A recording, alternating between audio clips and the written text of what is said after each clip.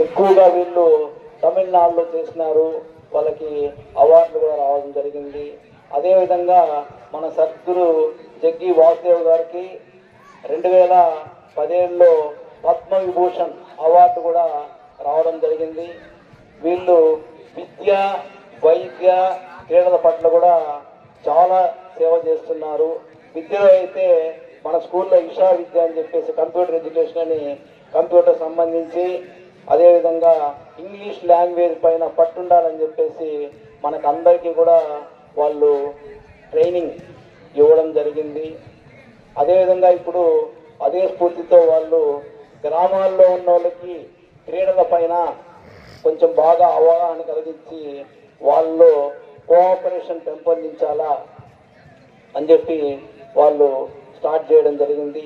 ఇదే విధంగా మనకి ఇక్కడ దానికి సంబంధించే ఈ క్రీడోత్సవంలో భాగంగానే మనకి ఈరోజు మన వినోద్ సార్ వీళ్ళ టీం యొక్క ఆధ్వర్యంలో మనకిక్కడ ఈరోజు వాలీబాల్ 14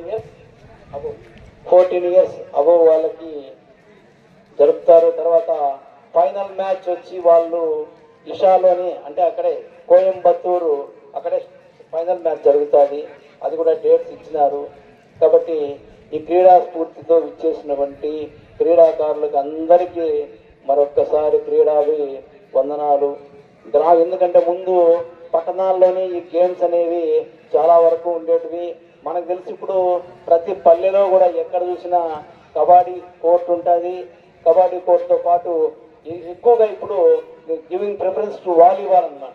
ఎక్కడ చూసినా వాలీబాల్, ప్రతి పల్లెలో కూడా వాలీబాల్ ప్లేయర్స్. ఒకప్పుడు లేదు, పొంగనూరు అంటే పొంగనూరులోనే ఉండేది వాలీబాల్, చౌడేపల్లిలో కూడా కొంచెం తక్కువ.